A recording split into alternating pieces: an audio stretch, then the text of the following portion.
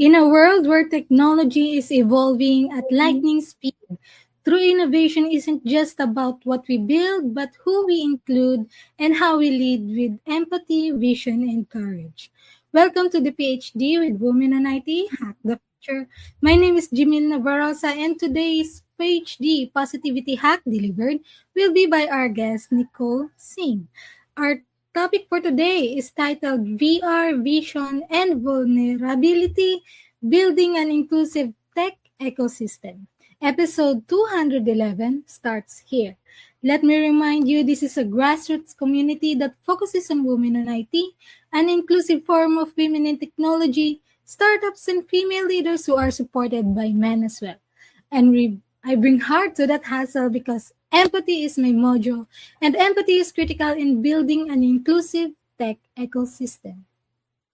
Now let's go back to our topic, VR vision and vulnerability, building an inclusive tech ecosystem. In a world where technology is evolving at lightning speed, true innovation isn't just about what we build, but who we include and how we lead with empathy, vision, and courage. Join us for an inspiring episode of Positivity Hack Delivered featuring Nicole Singh, co-founder of MediMentor, a health-focused education and simulation platform transforming learning through immersive technology and human-centered design. Discover how her work at the intersection of VR, psychology, and leadership is shaping more inclusive tech ecosystems. Drawing from her startup journey and lead experiences, we'll explore how vulnerability, emotional intelligence, and intentional mindset shifts can empower individuals to thrive, lead, and innovate in high-pressure environments.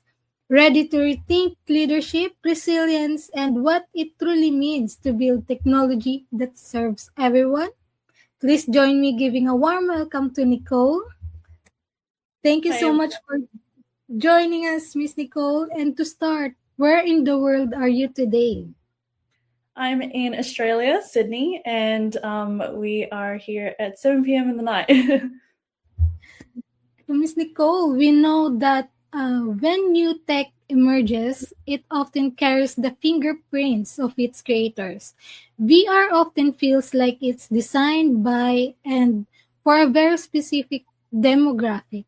How does human-centered design help us break those biases so that tech feels inclusive from day one? What we've done at MediMentor, we're focusing on VR, making sure it fits every demographic. We've focused on making our VR headsets and our simulations user-friendly so that people feel more inclusive. It's kind of like how in the past people couldn't use phones, they didn't really know how to, but nowadays our grandmas are on Facebook. So we're trying to make sure that it's inclusive, user-friendly, and also making sure that we're including empathy in all of our simulations. And making sure that our simulations are reflecting what real life, real day looks like, including real human emotions. And sometimes the tech is ready, but the culture isn't. In your experience, what's the biggest barrier to building a truly inclusive tech ecosystem right now? Is it the tech itself or the mindset of the people building it? I think it's a bit of both. Technology is ever changing. It gets more and more complex as time goes. So making sure you're creating a community with like-minded people is very important who actually know how to use the technology itself. But it is also very important about mindset. We have to have a team that includes a lot of resilience, and also they all understand what the end goal is, what we're trying to do and what we're trying to succeed in, so what our goals are. So creating that mindset sometimes gets a bit of a pushback in technology, just because a lot of the times there's questions like, are we going to achieve this? Are you sure this is going to work out? So making sure that you're all on the same team and the same mindset goes really far working in technology. At MediMentor, you're dealing with high-stakes training where mistakes in the real world have serious consequences. Do you think the immersion of VR actually helps people practice empathy in a way a textbook or video just can't? Definitely, definitely. And that is what we've actually created MediMentor for. We started off with something niche. We wanted to work in aged care facilities and help the nurses that come there to actually get more exposed to what happens in aged cares. An example of this is a module called Announcing a Death. Now, textbooks don't really teach you how to announce a death. It will tell you there are sensitive topics, but it doesn't teach you how to tell a family and how to deal with the grief that comes along with it. So we've created modules that focuses on the empathy, it focuses on giving real life scenarios, how sometimes your mistakes can make other people react differently, which textbooks can't even begin to encompass. There's so much pressure in the startup scene to appear bulletproof, especially as a woman in tech field. We often hear fake it till you make it in the startup world. How do we balance that with being vulnerable and honest about our challenges as female founders? Yeah, I am a victim of faking it till you make it. I have done that a lot in my life. And over time, you begin to learn that that's not the way to go. Being vulnerable and facing your challenges straight on helps you understand where you are lacking, and that helps you grow as an individual and as a female founder or a tech startup company. So it's very important to be able to pinpoint your challenges. The tech industry moves at a blink and you'll miss it pace, which can be exhausting. So, Miss Nicole, you mentioned emotional regulation.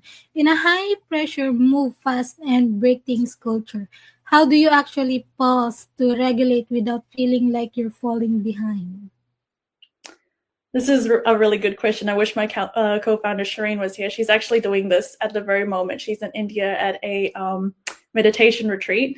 So it's really, really important to take some time out to prioritize what your body needs and what you believe is going to help you with that stress and burnout. If we don't take time to take care of ourselves and slow down, stress and cortisol builds up, and that can develop into all sorts of things like autoimmune diseases. So, and that's not good for creating a company at all. What I do is I take about an hour out of my day just to sit down out in the environment, thinking about things that I'm grateful for, which helps restore a lot of my energy towards my company. At MediMentor, you're dealing with high stakes training where mistakes in the real world have serious consequences. I repeated my question. Sorry. So beyond beyond the tech we build, we're curious about how you approach the challenges of the industry yourself. What is your strategy for problem solving when things get complex? When things get complex, the first thing in problem solving is identifying the problem. If you don't know what the problem is, you can't reach a solution. So identifying what the problem is, fleshing it out, creating a team mind map, like a brainstorm about how you could resolve this, goes a long way, because the last thing you want to do is solve something when you haven't even actually fleshed out what the actual problem is. So I believe the first step is to actually understand the problem well, understand what the challenges are, and understand possible ways to solve it, but not go straight into solving the situation. Building on that idea of internal skills being essential for leadership, what are the top 3 soft skills all career-driven females, in your opinion, should have? Okay. In my opinion, I think that the first skill a female founder or anyone in tech startups should have is resilience. Resilience goes a really long way. So you're going to face challenges and roadblocks, and that's just the truth behind starting a company. But being able to get up every time you face these barriers and challenges are very, very important. The second soft skill I would say would be confidence. It's important to be confident in what you are delivering and what your solution is. Because resilience is great, but without confidence, it doesn't really go anywhere. So being confident in what you do helps sell what you're actually trying to bring out into the tech industry. And the third thing I would like to say as a soft skill would be self-awareness. It's very important to be self-aware, and that's in terms of challenges and barriers that you're facing, identifying them and telling yourself you need to let other people solve that, and also being true to yourself, understanding when you need to set boundaries and change directions on what you're trying to do with your company. None of us are able to achieve success without some help along the way. Is there a particular person who you are grateful towards who helped get you to where you are? And can you share a story about that? Yeah, sure.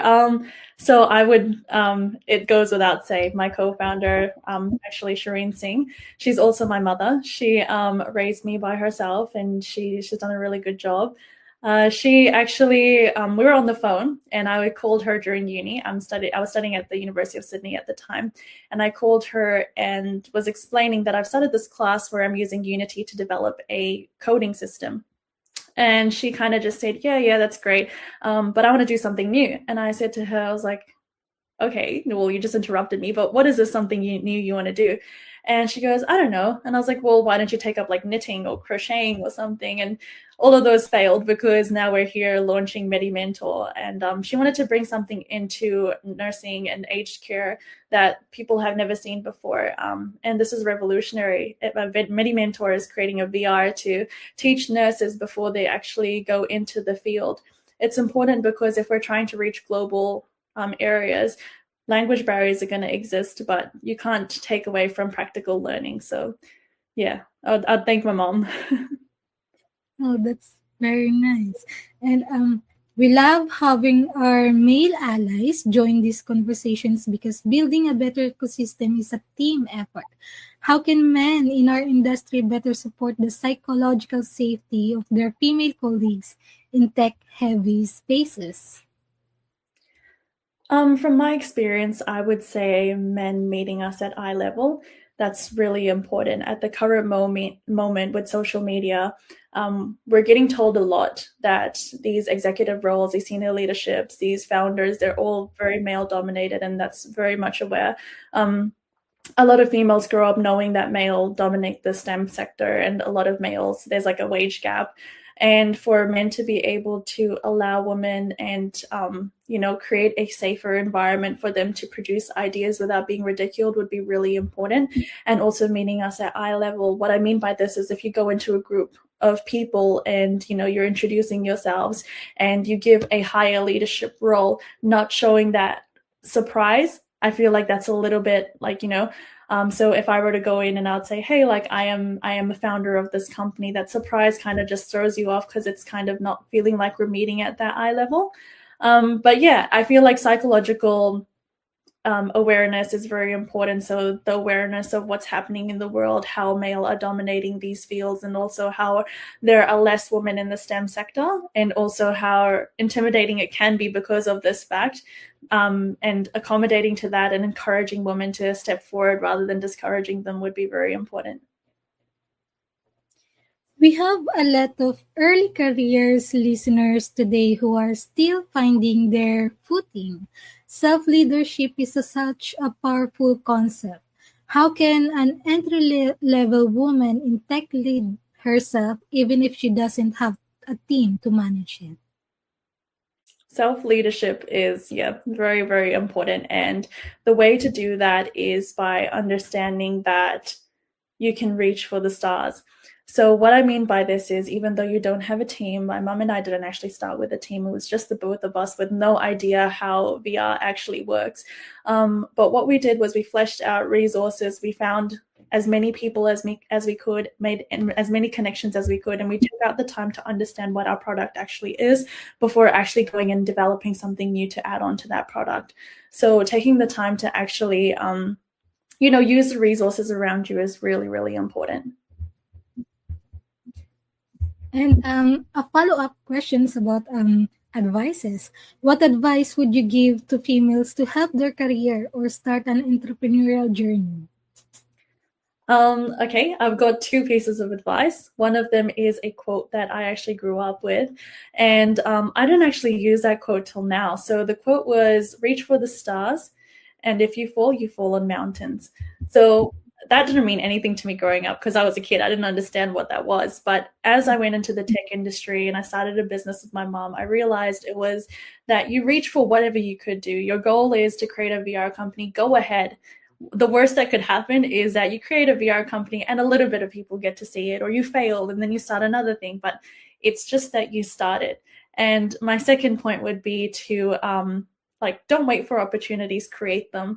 Waiting for opportunities means you just wait and wait and wait for somebody to give you a chance. Creating opportunities leads you like above and beyond. So making sure you're taking out the time to identify, this is my dream, this is my goal, and I'm going to do it. And I'm not going to wait for somebody to give me a chance to do it because the world's not going to give you a chance. Oh, that's a very nice advice. And many in our community are looking at these future roles and wondering if they have what it takes to jump in. For those of us looking to pivot into immersive tech, what's one mindset shift we need to make to transition from traditional tech to building 3D worlds? One mindset shift I would say would be to understand that technology is ever changing. Like our toothbrush, it was once a stick with a couple of bristles, and then it became, I don't know, it's colored sticks with toothbrushes, and then it became the electric toothbrush, and now we've got electric toothbrush with AI inserted into it. So understanding that tech is ever changing, it's always going to change, and to be the person to open that door is life changing. So taking that step to create a revolutionary change isn't actually intimidating. It's a new experience, and it's quite a unique experience. We know you're always innovating. Are you also, Miss Nicole, are you working on any new exciting projects right now that we should keep an eye on? Yes, I am. I'm actually currently writing my own book. It's going to focus on positivity and empathy and how you can use them to be more resilient. Unfortunately, it doesn't focus on startup, but it does focus on how to get through basically life when it's not the best to you. So you can keep your eyes peeled for that one. Oh, we are excited too, and feel free to share it with us. And we are all about actionable takeaways here at Positivity Hack Delivered. What's one positivity hack you use daily that costs $0 but completely changes your energy? Like I said earlier, gratitude, it changes everything.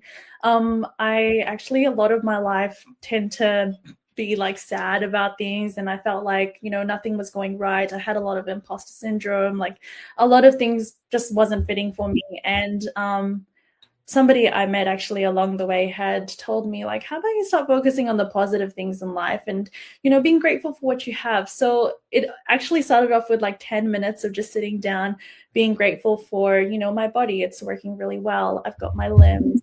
I'm sitting on a chair. I've got a home. I've got food, and I've got water when I need it. And being grateful for things like that, things that are small apparently, but, if you didn't have it, life would change.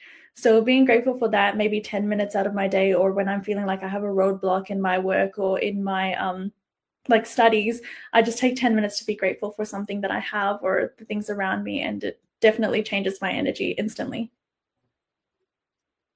As we are going to the end of our show, let me ask you this, Miss Nicole. What is the number one book you can sit and think, oh, I wish I read before I started my career? Oh, I would either say Atomic Habits or The Power of Habits. And the reason why I say these ones is because I didn't realize how important it was to make really good and healthy habits, making sure you're prioritizing the right things, making sure you're pulling back when you need to take time to breathe or you need to take time for yourself. So yeah, I'll definitely say those books. Have a read. Let's imagine that you could meet anyone in the world for a private breakfast. Who would it be and where would you choose to meet? I would choose to meet my co-founder, Jemille Singh. And I know that's ironic. You guys are probably like, that's your mom. What are you talking about? But it's because that we're so busy working towards MediMentor, working towards our own careers, and also studying. We don't get to have like an uninterrupted breakfast together. So I would probably go on a vacation with her and just get to sit down and not think too much about everything else. And can you please give us your favorite life lesson quote? Life lesson? Yes. Okay. With life lessons, I would say that um, a lot of my shift happened when I started believing that everything happens for a reason and it's a good reason. And if you're spiritual, I also had to add another sentence to it. It's everything happens for a reason because, and it's a good reason because God is good. So that's something that I definitely like to project out into the world, something that changed my life, and understanding that not everything that happens that is bad is actually bad. It can be a good thing as well. And you'll only find out later on. And then you'll sit there and you're like, oh, wait, no, that was actually a pretty good thing that happened. So, yeah, everything happens and it's happening for a good reason. And for our final question, Miss Nicole, let's talk about that feeling of not belonging. For the women watching who feel imposter syndrome in these high-tech VR AR spaces, what's the first small step they should take to claim their seat at the table? I reckon just look in the mirror, tell yourself, girl, you got this. Like, you're the first in this industry. You're doing very well. And just be proud that you're going to be a woman walking into a room full of men, if that's the case, or walking into a room where you're the youngest person. There isn't a bigger flex than that. So making sure you're understanding that, like, you know, it's impressive where you are. You might feel like you're not meant to be there. You're not feeling like you belong. But trust me, the ideas and the dreams that you're bringing to the table, the solutions that you're bringing, the tech that you're trying to start up, not a regular person wouldn't think that way. So you definitely deserve where you are. And that's it from our 211 of the PhD live stream. Thank you so much to our guest, Miss Nicole Singh. To stay updated and ensure you never miss a positivity hack delivered, follow Women on 8 and turn on the notifications to be alerted once a video has been released. Tune in for our new episode and follow us on our social medias. And thank you to our fabulous team, Rachel, Rush, and Marian. As always, our positivity quote comes from positive thinking only and goes look for something positive in each day, even if some days you have to look a little harder. Today is your day to hack the future, hack the positivity you want. Thank you. Thank you.